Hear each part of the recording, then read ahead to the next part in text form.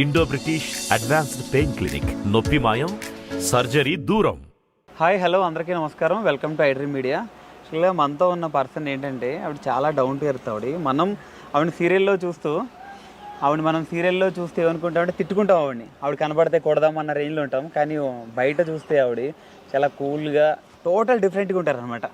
So మనతో ఉన్నారు పవిత్ర గారు. ఒకసారి ఆవిడతో మాట్లాడి ఆవిడ లైఫ్లో చాలా అప్ అండ్ డౌన్స్ ఉన్నాయి, ఒకసారి అవన్నీ డిస్కస్ చేద్దాం ఆవిడతోటి. యా, హాయ్ మేడం, నమస్తే అండి. నమస్తే. ఎట్లా ఉన్నారు మేడం? ఆల్వేస్ చెప్పం. ఓకే, ఇప్పుడు త్రినయని సీరియల్లో మీ క్యారెక్టర్ చూస్తేనేమో బాగా వైలెంట్గా ఉంటుంది అందులో, బయట చూస్తేనేమో మీరు చాలా టోటల్ డిఫరెన్స్. ఎట్లా డిఫరెంట్? త్రినేనిలో ఉన్నది తిలోత్తమ, బయట ఉన్నది పవిత్ర. కానీ ఎక్కువ అందరూ తిలోత్తమ అనే పిలుస్తారు. సో ఎక్కడికి వెళ్ళినా, ఈవెన్ కర్ణాటక వెళ్ళినా కూడా, ఇప్పుడు కన్నడలో నేను అన్ని సీరియల్స్ చేసిన తిలోత్తమ అనే గుర్తుపెడుతున్నారు. సో అదొక హ్యాపీ ఫీల్ అది. సో మీ లైఫ్లో చూసుకుంటే మేడం, మీరు చాలా స్ట్రగుల్ అయ్యి వచ్చారు చాలా. ఐ మీన్ మీరు హౌస్ కీపింగ్ దగ్గర నుంచి సో అట్లా సేల్స్ అవన్నీ చూసుకుంటూ ఇప్పుడు ఈ స్టేజ్కి వచ్చారు. సార్ అవన్నీ చూస్తుంటే ఏమనిపిస్తుంది ఒకసారి బ్యాక్ మొత్తం? నాకేం అది పెద్దగా కనిపించట్లేదు, ఎందుకంటే మన ఇండస్ట్రీలో నాకన్నా ఎక్కువ కష్టపడిన వాళ్ళు చాలామంది ఉన్నారు. సో ఇంకా కష్టపడుతూనే ఉన్నారు కూడా. సో అవన్నీ చూస్తుంటే నాదేం పెద్దగా అనిపించట్లేదు. అండ్ వన్ మోర్ థింగ్, నేను కొంచెం చాలా పాజిటివ్గా ఆలోచిస్తా. అంటే ఏది ఎలా వచ్చినా, ఏ ప్రాబ్లం ఎలా వచ్చినా దాన్ని కొంచెం ఆలోచించి అది ఎలా సాల్వ్ చేయాలో అలా ఆ రూట్లో వెళ్తాను. కాబట్టి నాకేం అంత పెద్దగా ఏమనిపించదు. ఈరోజు 1,00,000 ఉన్నా, రేపు ₹1 లేకపోయినా కూడా నేనేం కుగ్గను. ఓకే ఫైన్, ఈరోజు లేదు, రేపు వస్తుందిలే, అలా ఉంటా. సో అందుకే మేబీ ఇలా ఉన్నా అనుకుంటా. ఇంట్లో ఫుల్ సపోర్టా మేడం? ఫుల్ సపోర్ట్ అంటే ఇప్పుడు ఇంట్లో నేనే అన్ని డిసిషన్ నాదే కాబట్టి, సో ఎవరు ఏమీ ఇది లేదు. సో అంటే నేనేం స్టెప్ తీసుకున్నా కూడా అది కరెక్ట్గానే ఉంటుంది అనే ఒక ఒపీనియన్లో వాళ్ళు ఉంటారు. ఓకే, అంటే స్టార్టింగ్ మీరు ఇట్లా ఇండస్ట్రీకి వస్తా అన్నప్పుడు వాళ్ళ రియాక్షన్ ఏంటి? ఇంట్లో వాళ్ళ రియాక్షన్ అంటే అప్పుడు మన పరిస్థితి ఎలా ఉంది అంటే 2 times ఫుడ్ దొరికితే చాలు అన్నట్టు ఉంది పరిస్థితి. కాబట్టి సో ఓకే, ఏదో ఒక పని దొరికింది, పని చేస్తుంది అంతే తప్ప ఇంకేం అది నేను కూడా ఎప్పుడు అనుకోలేదు నేను ఒక ఇండస్ట్రీకి వెళ్తాను, నేను ఇలా అవుతాను, ఎప్పుడు నేను అనుకోలేదు. అండ్ కొంతమంది అనుకుంటారు కదా నేను డ్రీమ్, అది అలాంటివి ఏమీ లేదు. ఫుడ్ కోసం వచ్చా, అది ఎలా తీసుకొచ్చిందో అలా వచ్చేసాను. సో ఇక్కడి వరకు వచ్చాను. అది అవునవును, డైరెక్షన్ డిపార్ట్మెంట్ నుంచే వచ్చా. ఇప్పుడు కూడా నాకు డైరెక్షన్ అంటేనే చాలా ఇష్టం. ఓకే, నెక్స్ట్ అయితే తొందరలో మిమ్మల్ని డైరెక్టర్గా చూడొచ్చు. అవునవును, ఇప్పుడు యాక్చువల్లీ స్టార్ట్ చేసుకున్నాను, సాంగ్స్ డైరెక్షన్ చేయడానికి స్టార్ట్ చేసుకున్నాను. స్మాల్ నుంచి పెద్దగా వెళ్ళాలి అనేది నా ఇది. సో స్మాల్గా స్టార్ట్ చేశాను అన్నమాట. మీకు ఇండస్ట్రీలో ఇన్స్పిరేషన్ అంటే ఎవరు చెప్తారు? నాకు నేనే ఇన్స్పిరేషన్. బికాజ్ ఎందుకంటే ఇప్పుడు ఒకరిని చూసి నేను నేర్చుకున్నాను అనడానికి నాకేం లేదు. నా లైఫ్లో వస్తున్న నా ఎక్స్పీరియన్స్, నేను ఎక్కడికి వెళ్ళినా అక్కడ పరిచయం అయ్యే జనాలు, వాళ్ళ వల్ల నాకు వచ్చే ఎక్స్పీరియన్స్ ఇవి చూసి నేను నేర్చుకుంటున్నాను. అండ్ ఒక ఈవెన్ ఇండస్ట్రీలో కూడా అది ఒక ఎక్స్పీరియన్స్గా తీసుకుంటున్నాను తప్ప నేను ఒకరిని చూసి నేను నేర్చుకుంటున్నాను అనేది ఏమీ లేదు. ఇప్పుడు యాక్టింగ్ కూడా నేను డే 1 నేను ఫస్ట్ సీరియల్ నేను ఏం చేశానో దాంట్లో నాకు యాక్టింగే రాదు, అస్సలు రాదు. డైరెక్టర్ తిట్టారు, నేను తిట్టించుకున్నాను. సో అలా లేదు నేను చెయ్యాలి, నాకు నేనే ఏ క్లాస్కి వెళ్ళలేదు ఏం లేదు, నాకు నేనే మిర్రర్ ముందే నిలబడి యాక్టింగ్ నేర్చుకున్నాను. సో ఇలా నాకు నేనే అని చెప్పుకుంటా.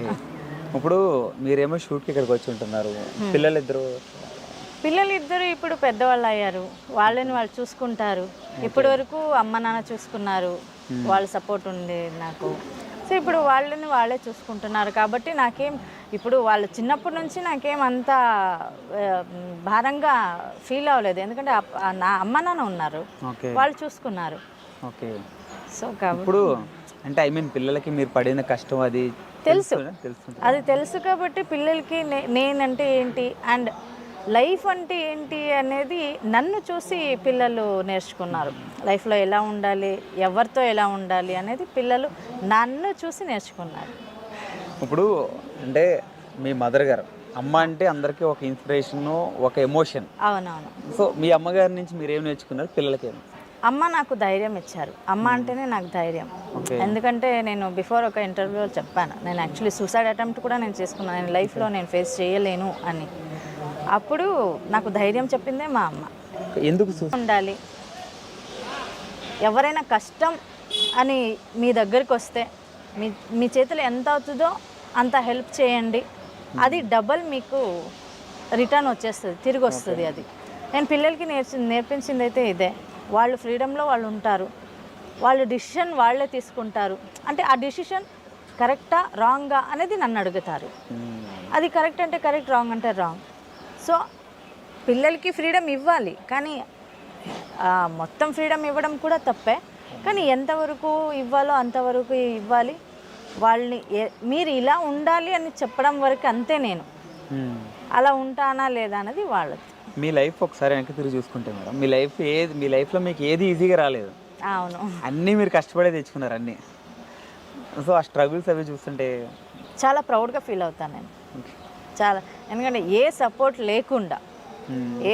లేకుండా నన్ను నేను నమ్ముకొని నేను ఇక్కడి వరకు నేను వచ్చాను అనేది నా అచీవ్మెంట్. ఓకే. అంటే ఒకనొక టైంలో తెలుగు నాకు మాట్లాడడం రాదు, తెలుగు అర్థం అవ్వట్లేదు అని వెనక్కి వెళ్ళిపోయింది మీరు. ఇప్పుడు ఇంతమంది తెలుగు ప్రజలతోటి శభాష్ అనిపించుకుంటున్నారు మీరు మీ యాక్టింగ్తో. అది నిజంగా అదైతే నాకు ఆ రోజులు ఇప్పుడు గుర్తుకొచ్చిన నాకు నవ్వు వస్తుంది. ఇలాగే ఫస్ట్ సీరియల్ కూడా నేను అన్నపూర్ణ సీరియల్లే, నిన్న Pelladata. Early morning 3 o'clock shooting జరుగుతుంది.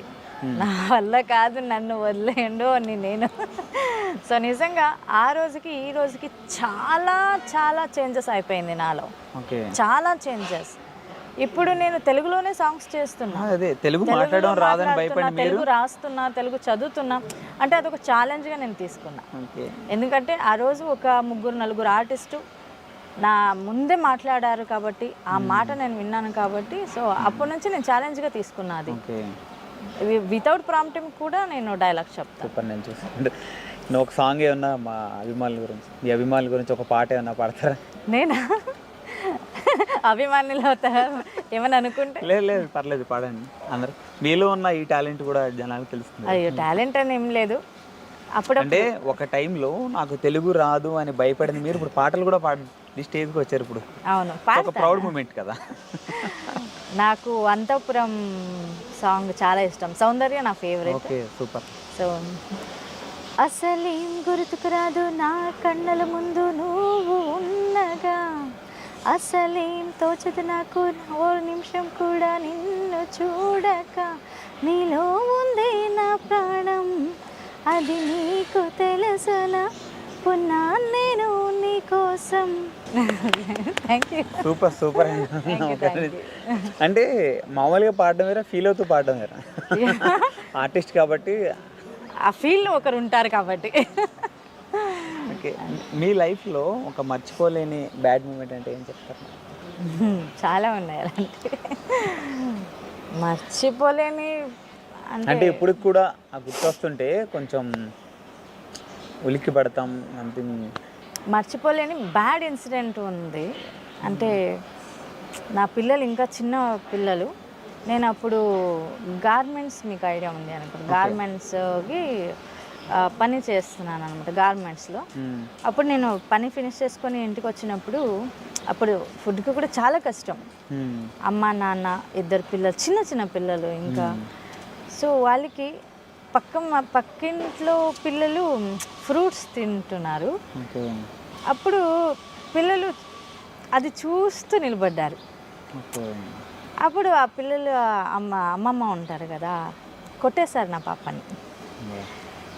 అది నేను అసలు నా లైఫ్ లాంగ్ నేను మర్చిపోను. బట్ నేనేనా అంటే అవంతా మనకి అవ్వాల్సిందే. అలాంటి ఇన్సిడెంట్స్ జరిగితేనే మనకి అలాంటి దెబ్బ పడాలి. అందుకే నేను ఈరోజు మా పిల్లలు ఇప్పుడు ఏం కావాలన్నా తింటారు, అంతే. ఓకే, హ్యాపీ మూమెంట్ చాలా ఉన్నాయి. అంటే చాలా ఉన్నాయి కానీ ఒక్కటి ఫస్ట్ వచ్చిన హ్యాపీ మూమెంట్ అట్లా ఒకటి ఉంటుంది. నేను కార్ తీసుకుంది. ఓకే.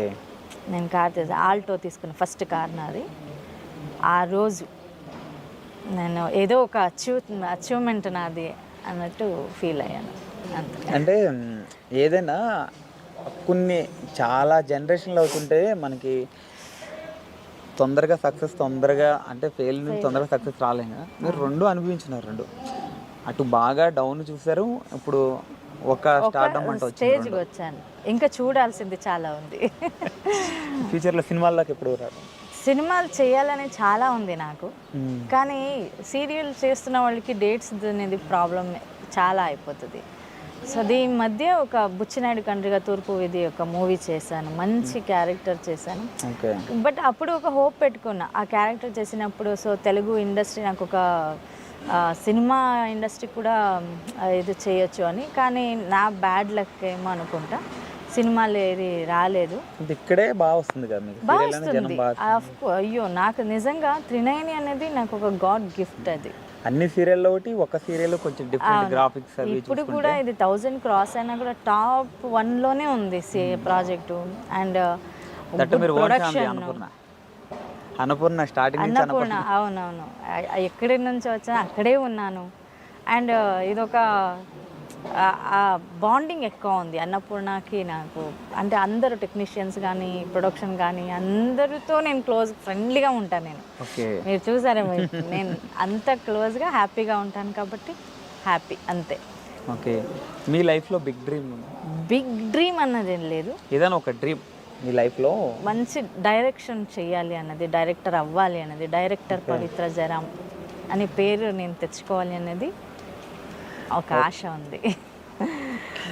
సక్సెస్ఫుల్గా మీరు అనుకున్న డ్రీమ్స్ అన్నీ ఫుల్ఫిల్ అవుతాయి కూడా. ఎందుకంటే మీరు ఎవరి మీద డిపెండ్ అవ్వకుండా మీకు మీరే కష్టపడుతూ చేస్తున్నారు ఏదైనా కానీ. అఫ్ కోర్స్ అది ఎప్పుడు నేను చెప్పేది అందరికీ అదే, మిమ్మల్ని మీరు నమ్ముకోండి. 10 మంది 10 మాటలు చెప్తారు, ఎవరిది వినకండి. మీకు సరి అనిస్తా ఓకే, లేదా కాదు ఇది రాంగ్ అనిపిస్తా వద్దు. దానివల్ల ఏమైనా నెగిటివ్ అయిందా, అదొక లెసన్. మీకు సక్సెస్ అయ్యారా, మీ అచీవ్మెంట్ నా అచీవ్మెంట్ నాది అనే గర్వంగా చెప్పుకోవచ్చు. అది నేను చెప్తా అంతే. ఇప్పుడు కన్నడ ఇండస్ట్రీలో చూసారు, ఇప్పుడు తెలుగు ఇండస్ట్రీలో కూడా చేస్తున్నారు. రెండిట్లకి కామన్ పాయింట్ అంటే ఏం చెప్తారు? కామన్ పాయింట్ నాకేం అంత తేడా కనిపించలేదు. సో అక్కడ ఎలా ఉందో ఇక్కడ కూడా అలాగే ఉంది.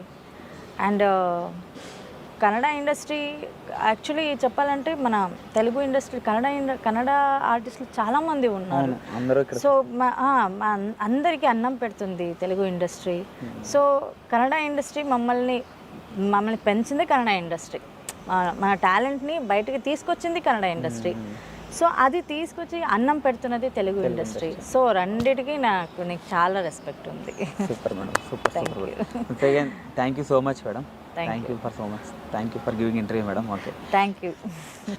ఇది మన తిలోత్తమ్ గారితో special chit chat. This is Venky signing of.